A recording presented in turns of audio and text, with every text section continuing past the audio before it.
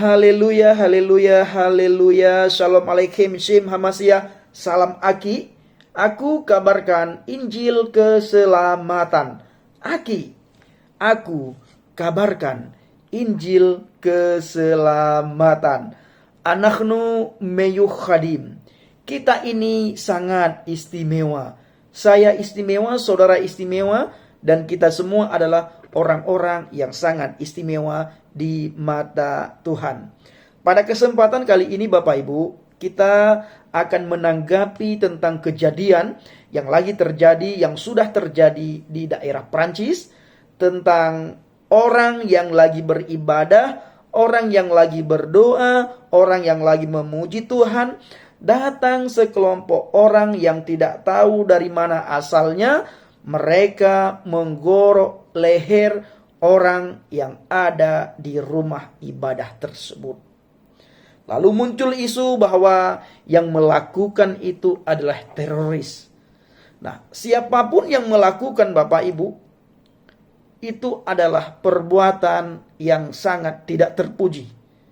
Benar-benar tidak terpuji. Saya benar-benar tidak tahu siapa yang melakukan dan ada motivasi apa mereka membunuh orang yang tidak bersalah.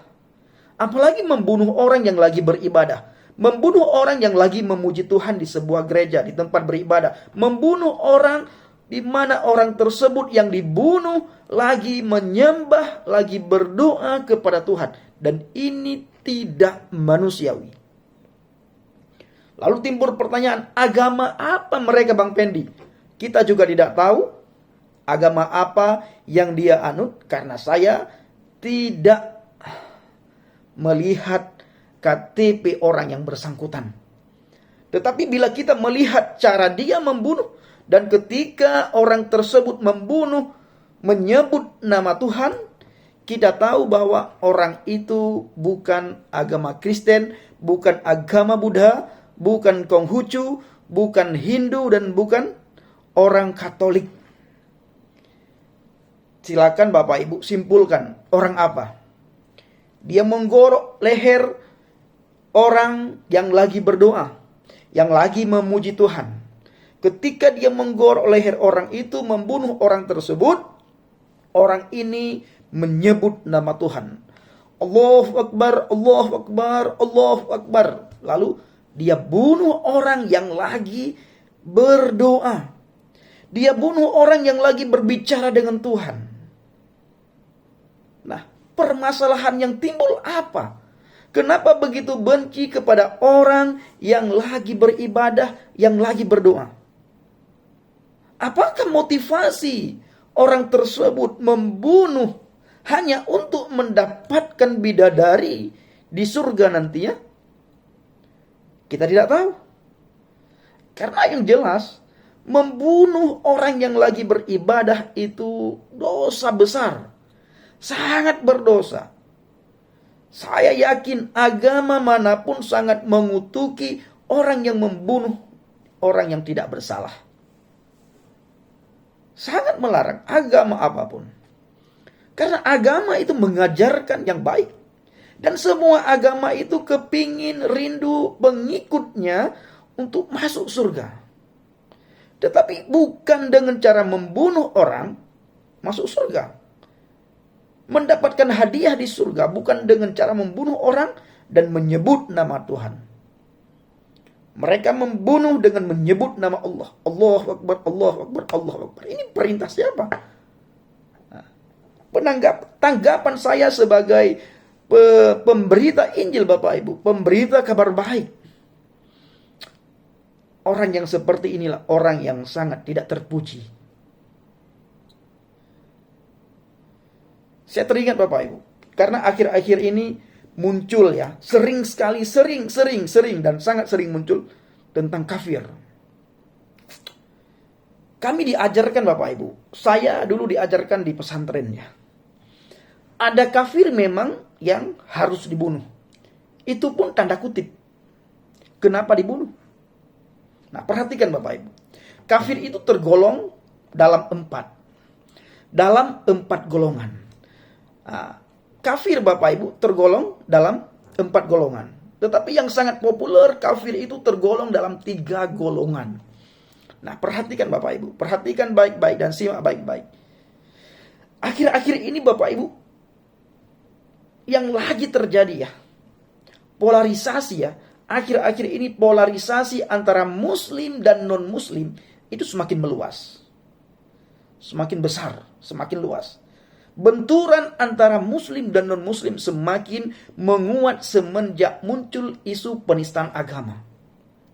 Apalagi muncul kata-kata kafir. Dalam sejarah Rasulullah SAW, Bapak Ibu, tidak memerangi seluruh non-muslim. Islam membagi orang-orang non-muslim ke dalam 3 kategori. Ada sebagian mengatakan 4 kategori. Tetapi pada kali ini kita akan membahas 3 kategori. Dan nanti Bapak Ibu akan tahu kafir mana yang akan mereka bunuh. Nah, bahkan Bapak Ibu yang dikasih Tuhan, yang boleh mereka perangi dan yang boleh mereka bunuh itu adalah ada syarat-syarat tertentu. Yang pertama, kafir harbi. Kafir harbi adalah kafir orang yang di luar Islam yang memerangi orang Islam. Atau kafir non-muslim yang memerangi kaum muslimin. Dalam kondisi seperti ini Bapak Ibu, kaum muslimin atau orang Islam mendapatkan perintah langsung dari Allah untuk menghadapi peperangan yang dilakukan oleh non-Islam. Dan kewajiban kaum muslimin atau kewajiban orang Islam adalah melawan musuh-musuh mereka dari kalangan non-muslim yang memerangi mereka. Dan dalam hal ini kewajiban muslim bukanlah memerangi, tetapi untuk mempertahankan diri. Nah, sekarang yang menjadi pertanyaan, adakah orang Islam diperangi oleh orang non-Islam? Kalau di Indonesia tidak ada Bapak Ibu. Bahkan kebanyakan ya, kalau di Arab Saudi sana mereka berperang sesama mereka. Maka negara-negara Arab itu banyak yang hancur. Kenapa? Karena mereka berperang sesama mereka dengan perbedaan pendapat atau perbedaan keyakinan mereka bisa berperang. Siapa itu? Kita juga tidak tahu siapa. Nah, ini yang harus diperangi. Kafir harbi. Kalau di Indonesia jelas tidak ada kafir harbi. Nah, lalu yang kejadian kemarin di Perancis itu bukan kafir harbi. Karena mereka tidak mengganggu orang Islam, tidak mengganggu orang muslimin, tidak mengganggu orang yang membunuh itu. Kenapa mereka membunuh? Kenapa orang tersebut membunuh? Apalagi yang mereka bunuh itu adalah orang yang lagi beribadah. Orang yang lagi memuji Tuhan. Orang yang lagi berdoa kepada Tuhan. Orang yang lagi berbicara dengan Tuhan. Lalu datang orang itu, Allahu Akbar, digorok lehernya, dibunuh. Nah, ini tidak boleh. Maka dulu saya diajarkan Bapak Ibu yang kasih Tuhan bahwa kalau baca Al-Quran, jangan hanya di sampulnya, tapi perdalamkan itu. Nah, sekarang orang membunuh hanya karena ada tujuan. Tujuannya apa? Untuk mendapatkan bidadari kalau saya rasa. Untuk mendapatkan 72 bidadari, lalu orang yang lagi berdoa, yang lagi menyembah, yang lagi memuji Tuhan di gereja, itu dibunuh. Apa salah orang di gereja itu? Salah orang di gereja itu apa? Dan orang itu tidak memerangi mereka. Ingat, orang itu tidak memerangi mereka. Malah orang itu lagi beribadah, lagi di tempat yang sangat sunyi di gereja. Mereka memuji Tuhan, mereka berbicara dengan Tuhan, mereka berdoa dengan Tuhan, mereka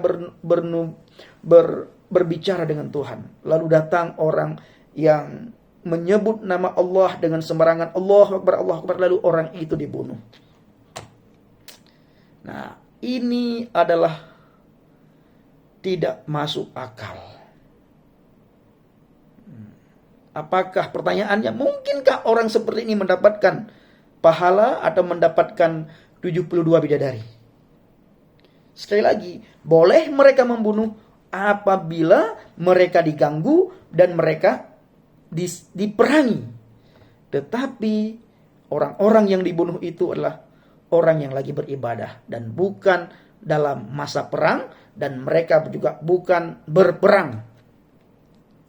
Nah, boleh bertanya sama siapapun, sama ulama sekalipun Anda bertanya, Anda datang, tetap ulama tidak akan memberikan toleransi kepada orang yang membunuh itu. Sekalipun itu adalah agama tertentu, tidak akan boleh. Dalam surat Al-Quran, Bapak Ibu, surah Al-Baqarah ayat 190, di situ dikatakan di situ juga tertulis, Bapak Ibu, Islam membuat batasan, hanya non-muslim yang memerangi muslim sajalah yang boleh diperangi. Hal itu tertulis, Bapak Ibu, di dalam Al-Quran, surat Al-Baqarah ayat 190. Nah, inilah yang disebut dengan kafir harbi yang boleh mereka perangi. Yang kedua itu kafir musta'man. Nah, kafir musta'man adalah, Bapak Ibu, orang yang di luar agama Islam yang menetap dan tinggal di negara Islam untuk beberapa saat, untuk beberapa waktu, untuk beberapa tahun. Dia bukan warga negara muslim. Dia hanya tinggal untuk urusan bisnis kah, untuk urusan pendidikan kah, untuk urusan pekerjaan kah, untuk urusan belajar mengajar kah, dan sebagainya. Nah, ajaran Islam, Bapak Ibu, mewajibkan setiap orang Islam untuk memberikan keamanan kepada orang non-muslim dalam kategori ini, yaitu kafir musta'man, baik untuk hartanya maupun jiwanya. Sebab orang tersebut datang ke negara orang Islam tidak untuk berperang melawan orang Islam, tetapi untuk menjalin hubungan baik antara mereka. Nah, sebab itu dalam surat dalam Al-Quran, Bapak Ibu ya, Allah berfirman surat Mumtahanah, di situ dikatakan Allah tidak akan melarang kamu untuk berbuat baik dan berlaku adil terhadap orang-orang yang tiada memerangimu karena agama dan tidak pula mengusir kamu dari negerimu. Sesungguhnya Allah menyukai orang-orang yang berakal adil. Nah, sementara yang terjadi di Perancis kemarin, Bapak Ibu, Perancis itu adalah penduduk mayoritas bukan Islam. Lalu mereka datang ke situ memakai nama Allah, membunuh orang yang lagi beribadah. Sekali lagi, perintah siapa ini? Haleluya, Bapak Ibu yang kasih Tuhan. Makanya perlu sekali, ya saya katakan perlu sekali dalam kehidupan kita ini, kita butuh Yesus, Bapak Ibu. Bukan Yesus yang butuh kita, tapi kita butuh Yesus. Ketika kita percaya kepada Yesus, kita beriman kepada Yesus, Dia memberikan Ruah HaKodes kepada kita, sehingga ada yang membimbing hidup kita, ada yang mengatur kehidupan kita. Pola pikir kita pun diatur, Bapak Ibu. Maka dari itu berikan dirimu dibaptis. Dan percayalah kepada si pemberi kebenaran itu, si pemberi hidup, yaitu Yesus Kristus, Yeshua HaMasiah. Yang ketiga, Bapak Ibu, kafir zimmi. Nah, jenis terakhir adalah non-muslim yang tinggal dan menetap bersama dengan orang-orang muslim sebagai penduduk di negeri muslim. Sebagai warga negara, ia memiliki keterikatan untuk hidup secara damai dengan orang-orang Islam.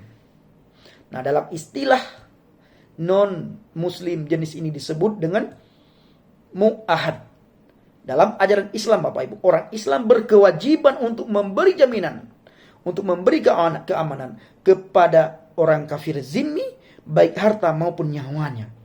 Umumnya, non-muslim kategori ini merupakan minoritas dari suatu negara, di mana muslim menjadi mayoritas penduduknya. Contohnya, seperti Indonesia ini, Bapak Ibu, di mana mayoritas Islam, lalu tinggal orang non-Islam di situ, dan orang non-Islam itu menjadi penduduk negeri Indonesia, dan orang yang mayoritas Islam yang tinggal di Indonesia wajib menjaga orang yang non-Islam. Tetapi di Indonesia juga terjadi sebaliknya. Kita lagi beribadah diganggu.